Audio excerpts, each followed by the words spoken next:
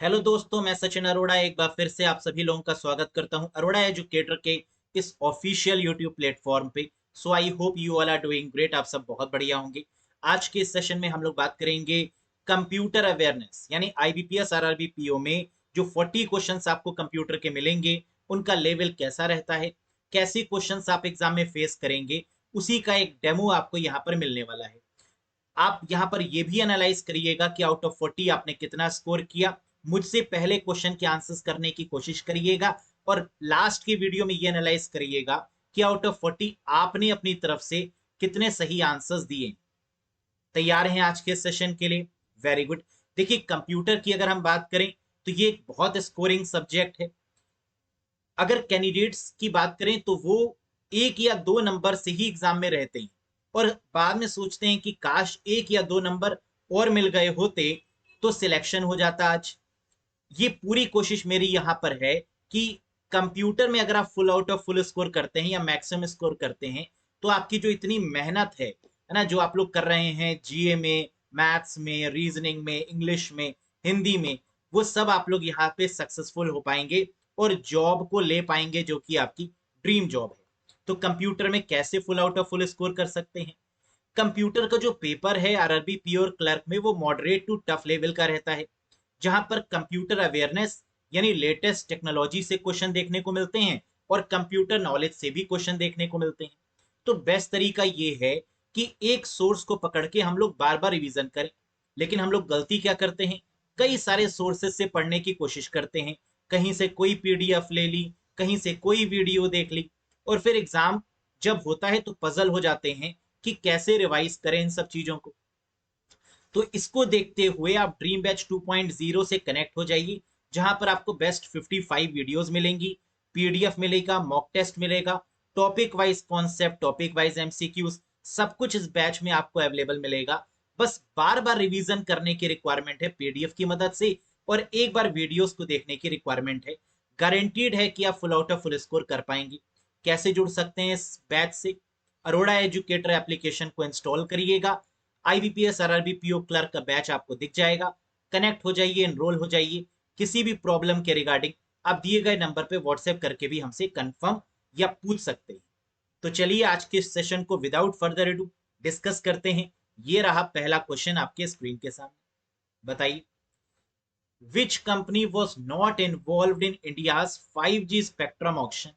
आप लोग बिल्कुल सुन रहे होंगे कि 5G इंडिया में आने वाला है और इस पर बहुत तेजी से काम भी चल रहा है।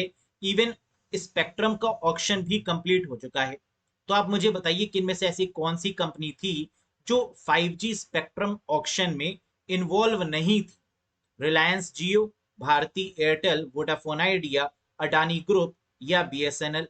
Very good, and the correct answer is BSNL involve नहीं थी, जबकि ये चारों ऊपर लिखी हुई कंपनीज आपकी 5G स्पेक्ट्रम ऑक्शन में इन्वॉल्व थी। Right, next question guys. Which company emerged as the top bidder in India's 5G spectrum auction? यानी ऐसी कौन सी कंपनी थी जिसने सबसे ज्यादा बिड लगाई 5G स्पेक्ट्रम ऑक्शन में? रिलायंस जियो, भारती एयरटेल, वोडाफोन आइडिया, अडानी ग्रुप या none of these? Very good, and the correct answer is Reliance Jio. Mukesh Ambani के रिलायंस जियो ने सबसे ज्यादा बिडिंग अमाउंट यहां पर लगाया और सबसे ज्यादा मेगा हर्स की फ्रीक्वेंसी भी हासिल करी। जो आपके सामने आपको दिख रहा है, रिलायंस जियो ने 24,740 मेगा हर्स स्पेक्ट्रम खरीदा। अमाउंट पेड किया इन करोड़ में, जो आपके सामने दिया गया है। बाकी कंपनीज ने कितना कितना कंट्रीब्यूशन किया, इस इमेज की मदद से आप ये भी देख सकते हैं। Next question guys. Speed of RAM is measured in? RAM की स्पीड को किसमें नापा जाता है? जब भी हम कोई भी मोबाइल या कोई भी गैजेट लेने के लिए मार्केट में जाते हैं तो वहां पर आप ये जरूर देखते होंगे कि उसकी रैम कितनी है, उसमें कितनी सेकेंडरी मेमोरी है। तो रैम की स्पीड बिल्कुल मैटर करती है। बताइएगा किस में मेजर करते हैं रैंडम एक्सेस मेमोरी को? मेगा हर्स में, millions of cycle per second में, एम हर्स में, ऑल ऑफ दीज या none of these? Correct answer होगा ऑल ऑफ दीज। यानी ये सभी ऑप्शन आपके करेक्ट हैं। मेगाहर्ट्ज, जिसको शॉर्ट में एम एच जेड लिखते हैं, या मिलियंस ऑफ साइकिल पर सेकंड को भी मेगा हर्ज ही बोला जाता है। क्लियर है? तो आप कैसे स्पीड को देख सकते हैं? कॉन्फ़िगरेशन में जाएंगे, मेमोरी पर क्लिक करेंगे तो आपको डी रैम की स्पीड दिख जाएगी, है ना, जो कि यहाँ पर हमने दिखाने की कोशिश भी करी है, 798.1 मेगाहर्ट्ज। तो कंप्यूटर में जो रैम लगी होती है वो डायनेमिक रैम ही होती है, तो ये बात भी आपको याद रखनी है। Next, which shortcut key is use to open the task manager in Windows 11? तो लेटेस्ट ऑपरेटिंग सिस्टम माइक्रोसॉफ्ट का कौन सा है? विंडोज 11 है। तो यहां से भी क्वेश्चन जरूर बनेंगे। One of the favourite question है आईबीपीएस का, बताइएगा। टास्क मैनेजर को ओपन करने की शॉर्टकट की क्या है? Control shift escape, control alt escape, control T, control alt और शिफ्ट, या none of these? Correct answer होगा कंट्रोल शिफ्ट एस्केप। अगर आप प्रेस करते हैं तो टास्क मैनेजर आपके सामने ओपन हो जाएगा। लेकिन टास्क मैनेजर को ओपन करने की दो शॉर्टकट की होती है, एक है कंट्रोल शिफ्ट एस्केप, दूसरी है कंट्रोल शिफ्ट डिलीट। इन दोनों की मदद से हम लोग टास्क मैनेजर को ओपन कर सकते हैं। तो याद रखिएगा, जो भी ऑप्शन गिवन हो that will consider to be the right one. Twitter was founded in which year? यह तो पता होगा आपको क्योंकि ट्विटर काफी चर्चा में है, तो इसका फाउंडिंग ईयर भी आपको याद रखना है। Twitter was founded in which year? किस ईयर में ट्विटर को फाउंड किया गया, बनाया गया? And the correct answer is 2006 में, यानी 21 March 2006 is considered as the right answer. अब ये ट्विटर में ये जो बर्ड बनी हुई है आपके सामने, ये लोगो है, आप जानते हैं ट्विटर का, और इस लोगो को क्या बोला जाता है? लैरी दी बर्ड, लैरी दी बर्ड, है ना, this is called the logo of Twitter. Next, decimal equivalent of binary number 101000101 is? एक आपके सामने बाइनरी नंबर दिया हुआ है और पूछा गया है कि इसका डेसिमल इक्विवेलेंट क्या होगा। अगर आपको तरीका पता है तो वीडियो को पॉज करिए, कैलकुलेट करिए और आंसर टैली करिए। राइट, बिल्कुल आपने शायद करेक्ट आंसर ढूंढ लिया होगा अभी तक, and the correct answer is 165।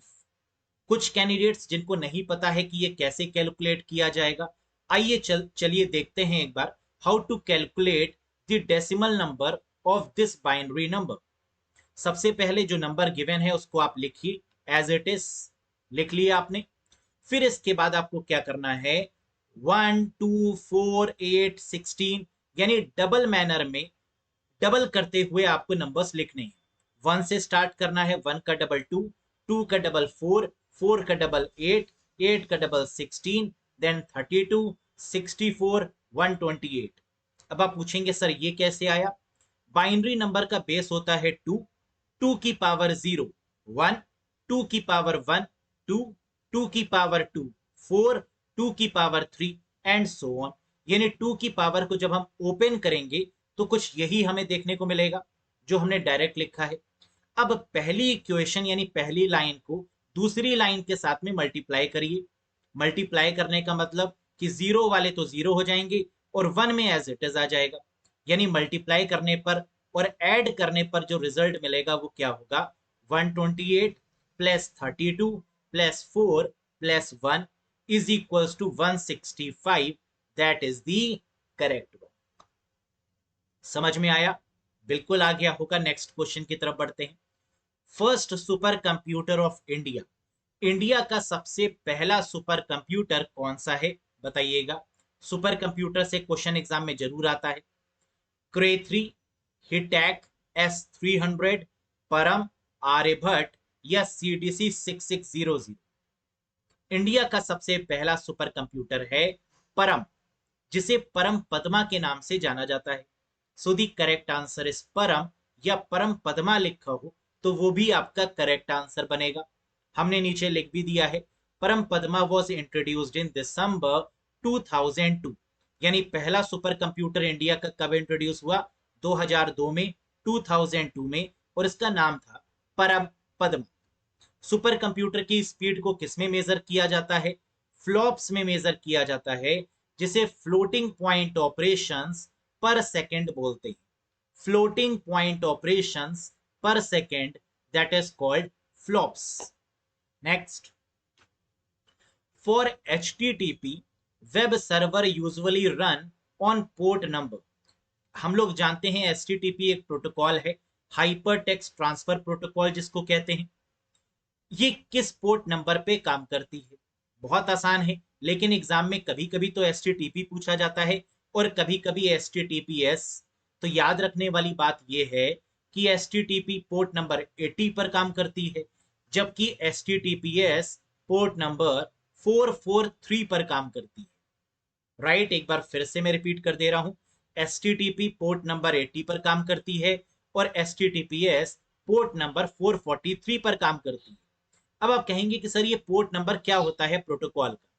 Port number का मतलब एक ऐसा नंबर जिससे कि हम ये आइडेंटिफाई करें कि कौन सी प्रोटोकॉल डेटा को लेकर जा रही है, क्या उसने डेटा को वहां पर पहुंचाया या नहीं, और अगर नहीं पहुंचाया तो हम ये पता लगा पाए कि वो कौन सा पोर्ट नंबर की प्रोटोकॉल है जिसने डेटा को प्रॉपर तरीके से सेंड नहीं किया।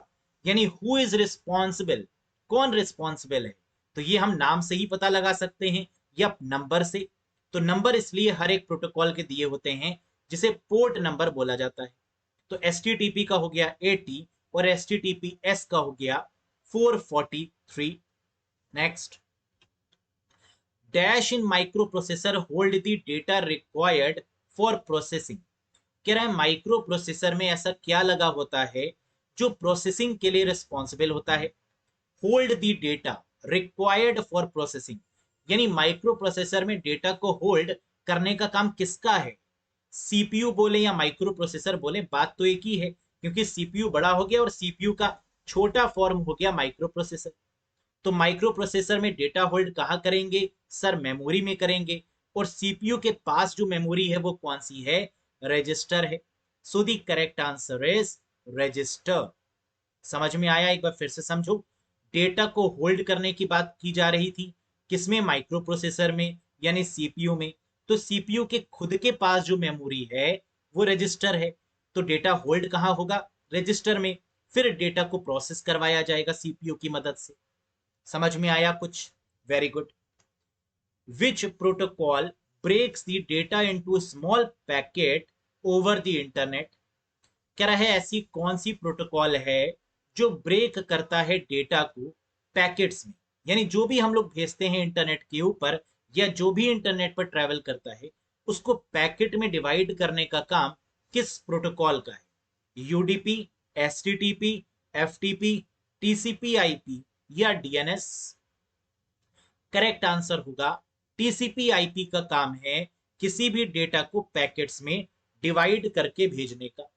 ट्रांसमिशन कंट्रोल प्रोटोकॉल और इंटरनेट प्रोटोकॉल।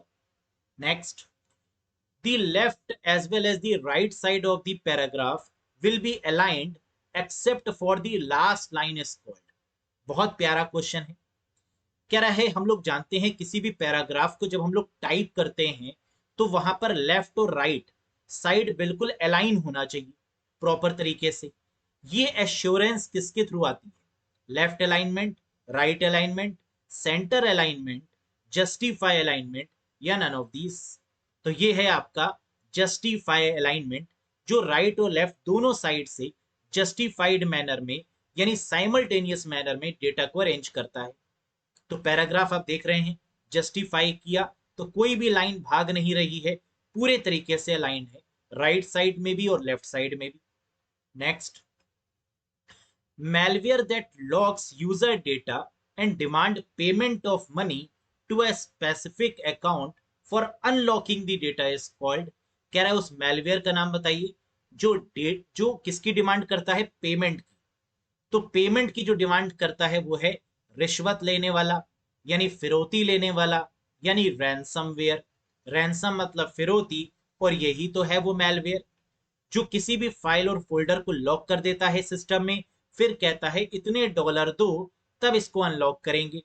और ये जो रकम मांगता है वो बिटकॉइन के फॉर्म में होता है, इसलिए इसको कोई भी ट्रेस नहीं कर सकता कि ये कौन मांग रहा है, वो पर्सन कौन है। तो that is what we called ransomware. Very good. Next one, dash used for transfer of email between local host and remote host. यानी ईमेल को ट्रांसफर करने के लिए लोकल होस्ट और रिमोट होस्ट के बीच में जो डेटा को ट्रांसफर कर रहा है वाया ईमेल, ऐसी प्रोटोकॉल कौन सी है? एफडीपी, एफटीपी, एसटीटीपी, एसएमटीपी या पीओपी? ईमेल सेंड करने की रिस्पॉन्सिबिलिटी किसकी है? सर एसएमटीपी की। तो ट्रांसफर करने का मतलब भी तो सेंड करना होता है, तो इसका मतलब यहां पर भी आंसर क्या होगा? एसएमटीपी होगा, सिंपल मेल ट्रांसफर प्रोटोकॉल। तो used for transfer of email या used for sending of the email, इन दोनों का मतलब सेम है और करेक्ट आंसर होगा एसएमटीपी। क्लियर है? Next, in MS Word dash is a predefined decorative text that you can add to a document। कह रहा है एमएस वर्ड में ऐसा प्रीडिफाइंड डेकोरेटिव टेक्स्ट कौन सा है जो कि आप ऐड करते हैं किसी भी डॉक्यूमेंट में? Clip art, smart art, chart, word art या none of these? Correct answer होगा वर्ड आर्ट। तो ये आपका डेकोरेटिव टेक्स्ट होता है जो आप एमएस वर्ड में किसी भी टेक्स्ट, किसी भी वर्ड को डेकोरेट करने के लिए यूज करते हैं। Next, which of the following is not an example of network operating system? इनमें से कौन सा नेटवर्क ऑपरेटिंग सिस्टम का एग्जाम्पल नहीं है? DOS, NetWare, Windows NT server, Solaris या ऑल ऑफ दीज? तो हम लोग जानते हैं एमएस डॉस ये सिंगल यूजर सिंगल टास्किंग है, इसका मतलब ये नेटवर्क सपोर्ट नहीं करता। So the correct answer is DOS operating system not support the network operating system. जबकि नेटवेयर, विंडोज एंटी सर्वर, सोलरिस ये सब नेटवर्क ऑपरेटिंग सिस्टम की कैटेगरी में आते हैं। Next, which of the following is not an optical storage device? Optical storage कौन सी होती है? सीडी, डीवीडी, बीआरडी, ये सब आपकी ऑप्टिकल स्टोरेज हैं।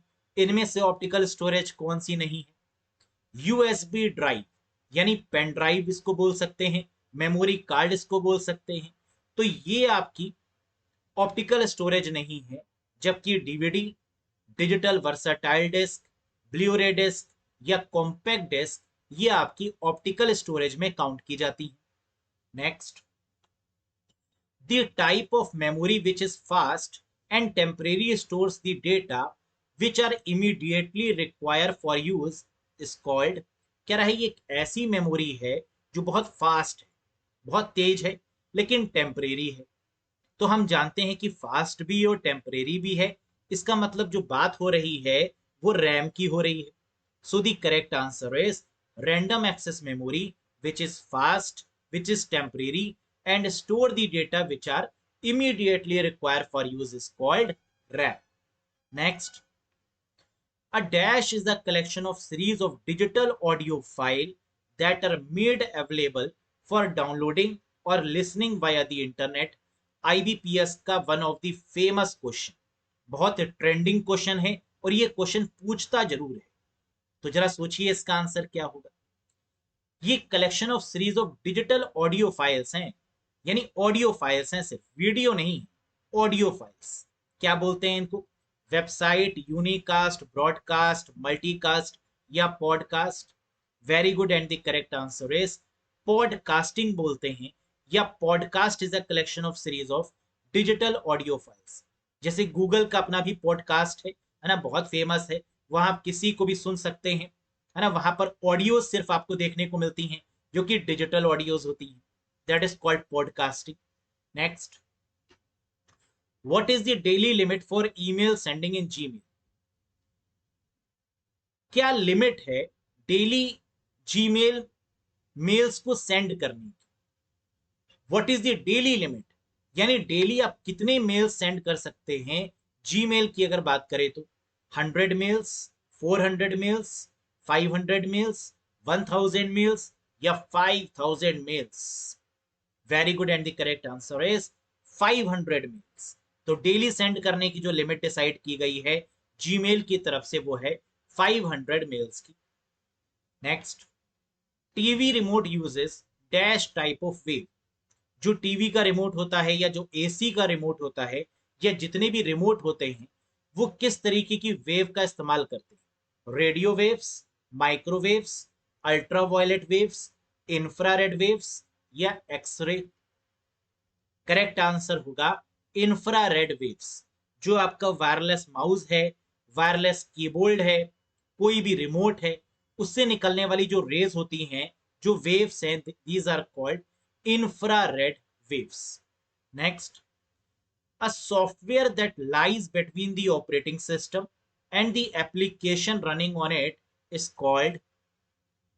कह रहा है ऐसा कौन सा सॉफ्टवेयर है जो ऑपरेटिंग सिस्टम और एप्लीकेशंस के बीच में काम कर रहा है? एप्लीकेशन सॉफ्टवेयर और ऑपरेटिंग सिस्टम के बीच में काम करने वाला जो सॉफ्टवेयर है दैट इज कॉल्ड मिडलवेयर। जैसे एग्जांपल है एपीआई, एप्लीकेशन प्रोग्रामिंग इंटरफेस, या मिडलवेयर भी बोल सकते हैं। Next, it is a free open content online encyclopedia created through the collaboration effort of a community of users is called? कह रहा है ये बिल्कुल फ्री है, ओपन कंटेंट है, यानी कोई भी इसको फ्री ऑफ कॉस्ट एक्सेस कर सकता है। इंसाइक्लोपीडिया है जहां पर बहुत सारी इंफॉर्मेशन है। इसे क्या बोलते हैं? ब्लॉगर, वेबसाइट, पोर्टल, विकीपीडिया या Google? Very good, and the correct answer is Wikipedia. काफी सुर्खियों में भी है आजकल। ये क्वेश्चन बिल्कुल बनता है एग्जाम में। विकीपीडिया के केस में याद रखिएगा, अगर क्वेश्चन में पूछा जाए free open content online encyclopedia, that is called Wikipedia, right. Next, founder of Hotmail. Hotmail के फाउंडर कौन है? गरम गरम मेल नहीं है, ये हॉटमेल है। जिसको किसने बनाया था ये आपको बताना है। Tim Berners Lee, Vint Cerf, Sabeer Bhatia, Ray Tomlinson या none of these? Tim Berners Lee, ये तो www यानी world wide web, HTTP hyper text transfer protocol, इसके फाउंडर हैं, तो ये तो होगा नहीं। इंटरनेट के फाउंडर हैं वेंट सर्फ, ये भी नहीं होगा। सबीर भाटिया है हॉटमेल के फाउंडर, ये बिल्कुल करेक्ट आंसर है, दैट इज सबीर भाटिया। और ईमेल के फाउंडर हैं मिस्टर रे टॉमलिंसन। तो ईमेल के केस में क्या होगा? रे टॉमलिंसन। www और HTTP के फाउंडर पूछे जाएं टिम बर्नर्स ली, इंटरनेट के फाउंडर पूछे जाएं वेंट सर्फ, और हॉटमेल के पूछे जाएं तो सबीर भाटिया। हॉटमेल को माइक्रोसॉफ्ट ने खरीद लिया है और इसका नाम बदल दिया है, दैट इज MS आउटलुक।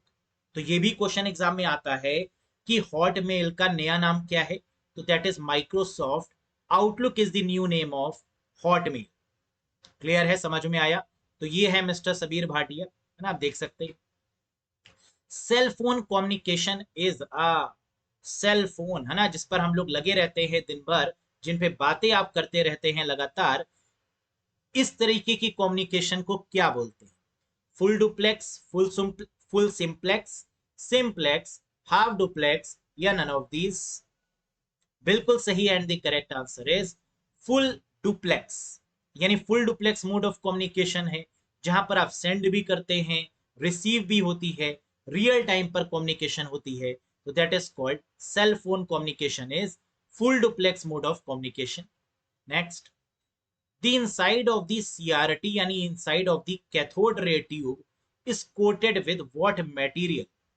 पहले समय के जो मॉनिटर्स होते थे आपने देखा होगा, उन्हें CRT मॉनिटर्स कहते हैं, जिसको बदला गया LCD LED में कन्वर्ट किया गया, TFT मॉनिटर्स आ गए, प्लाज्मा मॉनिटर्स आए। तो CRT मॉनिटर्स को किससे कोड किया जाता था? इस coated with what material guys?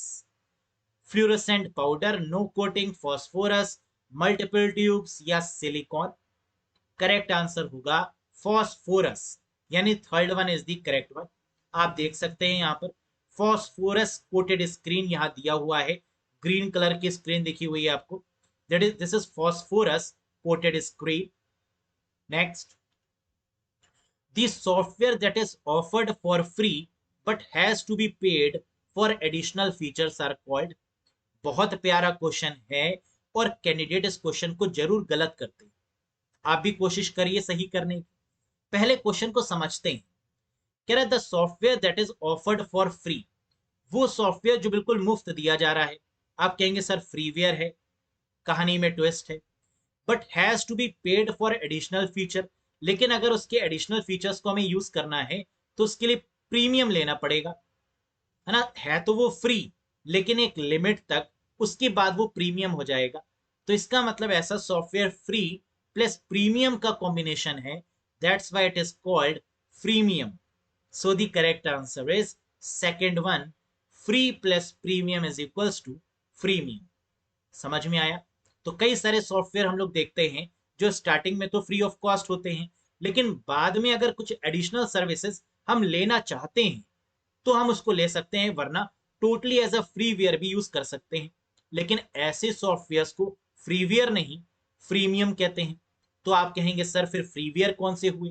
WhatsApp, Twitter, Instagram, ये सब क्या है? फ्रीवेयर है। इनमें कोई प्रीमियम इन्वॉल्व नहीं है। तो इसका मतलब ये क्या होगा? ये टोटली फ्रीवेयर हो गए।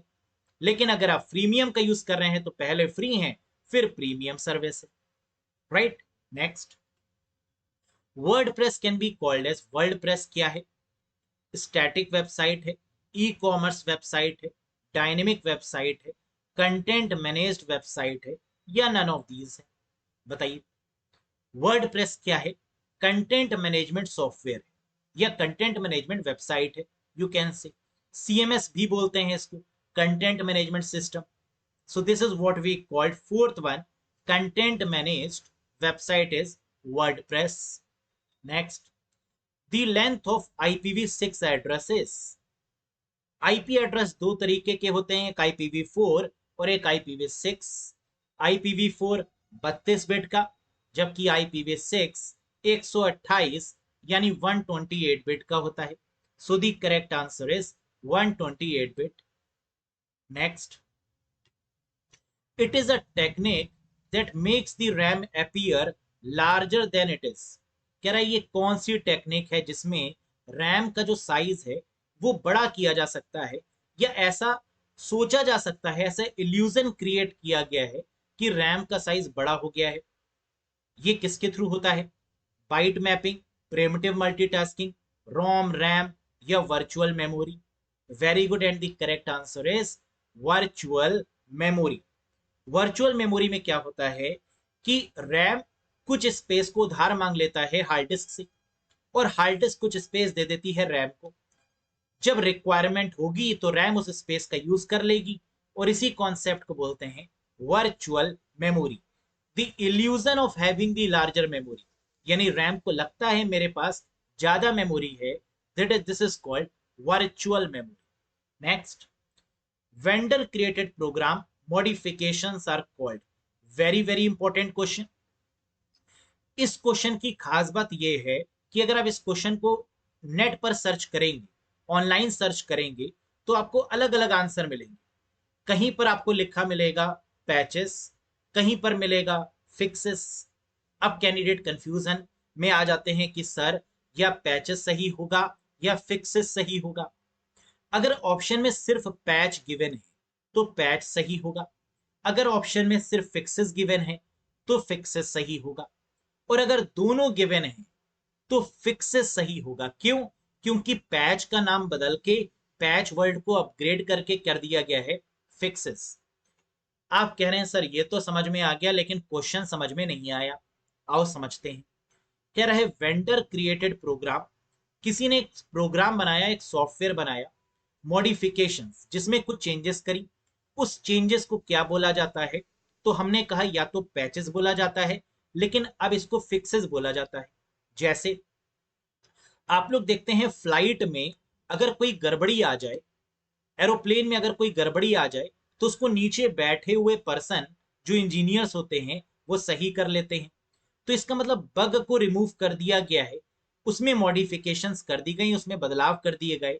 तो पहले इसको बोला जाता था कि पैचेस को रिमूव कर दिया गया, फिर कहा गया कि फिक्सेस कर दी गई, यानी फिक्स कर दी गई एरर को, दैट इज कॉल्ड फिक्सेस। यही तो है, vendor created program modifications online are called fixes. समझ में आया? Very good. Name that open source operating system which was released on dated 17 September 1991।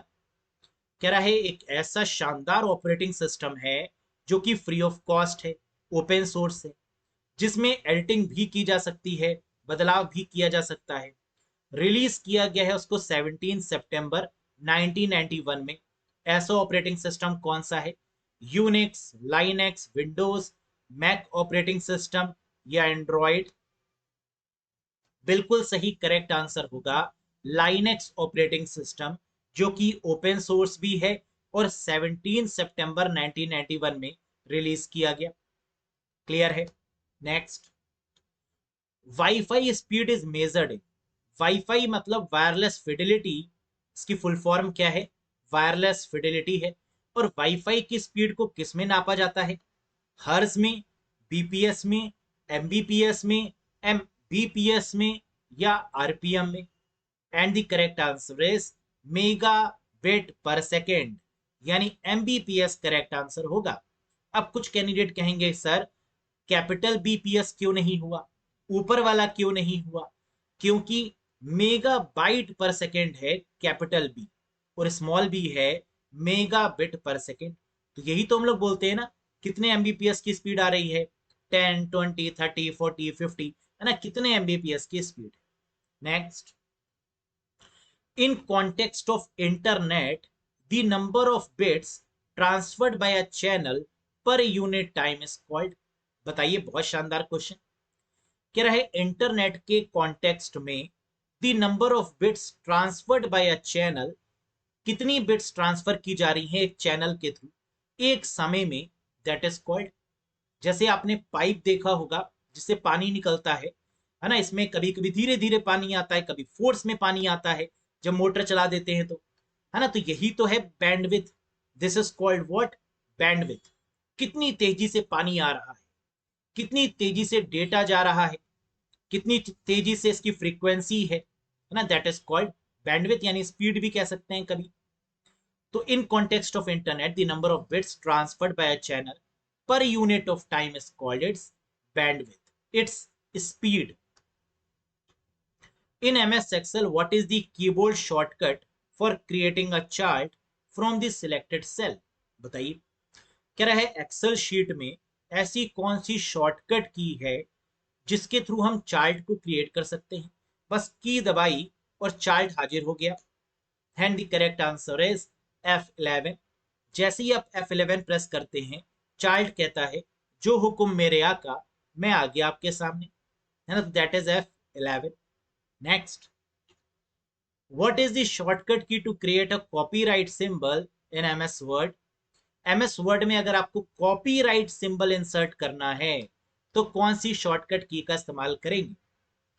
Alt control C, alt C control C, या control shift और C, या none of these? Very good, and the correct answer is alt control C का use करेंगे copyright symbol को insert करने के लिए। Next, what is the shortcut key to add a new slide in PowerPoint? कह रहा है power point में कोई नई स्लाइड आपको इंसर्ट करनी है, इसकी शॉर्टकट की बताइए। इंसर्ट करने की शॉर्टकट की होती है control M. So the correct answer is control plus M. लेकिन अगर आपसे पूछा जाए कि to add a new slide, यहां पर क्या पूछा गया, what is the shortcut key to add a new slide, यानी आपको एक स्लाइड को इंसर्ट करना है, यानी ऐड करना है। अगर क्रिएट अ न्यू स्लाइड लिखा होता तो डिफरेंस हो जाता, वो होता control plus N, to create a new slide. अब आपको नई स्लाइड बनानी है, यहां ऐड करनी है, यहां इंसर्ट करनी है, तो ऐड और इंसर्ट के केस में कंट्रोल एम होगा, लेकिन क्रिएट के केस में कंट्रोल एन होगा। समझ में आ गई बात? Very good. Next, in MS Word, if you want to display the meaning of a word in your text at the bottom of the last page, which feature will help you? कह रहा है MS Word में अगर आपको कोई word लिखना है जिसकी मीनिंग आपको बॉटम ऑफ द पेज लिखनी है, तो इसके लिए किसका यूज आप करेंगे? एंड नोट का, फुट नोट का, बॉटम नोट का, फुटर नोट का, या फिर all of these? And the correct answer is foot note. तो नीचे आप कुछ भी लिख सकते हैं, that is called a foot note. Next, what are the special effect used for introducing slide in presentation called? आपको किसी प्रेजेंटेशन में कुछ स्पेशल इफेक्ट इंट्रोड्यूस करने हैं स्लाइड में। स्लाइड कैसे आएगी, स्लाइड कैसे जाएगी, इसके लिए हम क्या करते हैं, ट्रांजिशन करते हैं। तो स्लाइड को मैनेज किया जाता है ट्रांजिशन के थ्रू, जबकि इमेजेस या वर्ड्स या टेक्स्ट को मैनेज किया जाता है एनिमेशन के थ्रू। तो एनिमेशन यूज होता है इमेजेस के लिए, ग्राफिक्स के लिए, टेक्स्ट के लिए, और जबकि पूरी पूरी स्लाइड के लिए हम लोग किसका यूज करते हैं, transition. Next, which layer in OSI model is responsible for the dialogue control and token management? Very very important one, OSI model, open source interconnection model having the 7 layers। और इन 7 layer में से कौन सी layer responsible है dialogue को control करने के लिए या टोकन को मैनेज करने के लिए, यानी सिक्योरिटी के लिए कौन सी लेयर मैनेज करती है या सिक्योरिटी को कौन सी लेयर डील करती है? आंसर है सेशन लेयर, यानी first is the correct one, right. Next, और ये रहा आखिरी शानदार क्वेश्चन आपके स्क्रीन के ऊपर। इन IEEE standard 802.5 is also called as, IEEE standard में जो 802.5 है इसे क्या बोला जाता है, टोकन रिंग बोला जाता है 802.5 को। सो the correct answer is fourth one, token ring. 802.3 Ethernet को बोला जाता है। 802.4 किसको बोला जाता है, टोकन बस को बोला जाता है। 802.11 वाईफाई को बोला जाता है। 0.15 पर्सनल एरिया नेटवर्क को बोला जाता है। 16 वाईमैक्स को बोला जाता है ना। तो ये सब चीजें आपको याद होनी चाहिए। तो ये थे आपके बेस्ट 40 क्वेश्चंस। यही पैटर्न रहता है एग्जाम में क्वेश्चंस का, सेम यही लेवल आपको मिलेगा, जहां कुछ क्वेश्चंस आपको लेटेस्ट टेक्नोलॉजी से मिलेंगे, कुछ कॉमन सेंस से आपको आंसर करने होंगे, कुछ इजी होंगे, कुछ मॉडरेट होंगे, कुछ डिफिकल्ट होंगे। तो ये कॉम्बिनेशन होता है एग्जाम का। तो मुझे पूरी उम्मीद है कि आपको सेशन अच्छा लगा होगा। ये क्वेश्चन एक आपके सामने है जिसका आंसर आपको कमेंट में कमेंट करके बताना है। तो कमेंट सेक्शन में लिखना मत भूलिएगा इस पार्टिकुलर क्वेश्चन का आंसर। बताइए, who created MAC address? Media access control address को मैक एड्रेस बोलते हैं। इसको physical address of the computer भी बोलते हैं। लेकिन इसको क्रिएट कौन करता है ये बताइएगा, कौन है इसके founder company? IETF, IANA, Xerox, PARC, DARPA, या ऑल ऑफ दीज? तो मुझे पूरी उम्मीद है कि इसका आंसर आपको जरूर पता होगा, और अगर पता हो तो बताना मत भूलिएगा। बाकी कैसा लगा आपको सेशन कमेंट करके बताइएगा। चैनल पर नए थे तो एक बार लाइक और सब्सक्राइब जरूर करिएगा। और अगर कंप्यूटर में अगर आपको कोई भी प्रॉब्लम लग रही है, अगर आपको लग रहा है कि आप बेटर स्कोर नहीं कर पाएंगे, तो रिस्क बिल्कुल मत लीजिए, क्योंकि कंप्यूटर ही एक ऐसा सब्जेक्ट है जिसमें आप full out of full score कर सकते हैं गारंटी के साथ। लेकिन उसके लिए हाँ, आपको कंप्लीट पढ़ना पड़ेगा, एक बैच से जुड़ना होगा जहां कॉन्सेप्ट आप सीखेंगे, उससे MCQs आप करेंगे, मॉक टेस्ट देंगे, तब आपको खुद को फील होने लगेगा कि अब कंप्यूटर तो हमारा स्कोरिंग हो गया है ना। अब GA की तरफ बढ़ते हैं, वहां पर कोशिश करेंगे कुछ बढ़िया करने का, है ना। लेकिन GA देखो हमेशा ही टफ रहता है। आप full out of full score तो नहीं कर सकते, है ना। मैक्सिमम स्कोर कर लें, एक 15 क्वेश्चन तक भी कर ले तो बड़ी बात है ना। लेकिन कंप्यूटर में आप जरूर बेटर स्कोर करेंगे, राइट। तो इसी के साथ बेस्ट ऑफ लक गाइस, बढ़िया से पढ़ते रहिए, सिलेक्शन जरूर लीजिए, और सिलेक्शन लेने के बाद यानी एग्जाम देने के बाद अपना फीडबैक मुझे जरूर दीजिएगा कि कंप्यूटर इस चैनल से यानी अरोड़ा एजुकेटर चैनल से पढ़ने पर आपको कितना फायदा हो, right. Bye bye and take care to all of you. बहुत जल्द मिलेंगे एक नए वीडियो के साथ। टिल देन अपना ध्यान रखिए, अपने घर वालों का बहुत ध्यान रखिए। Bye bye guys.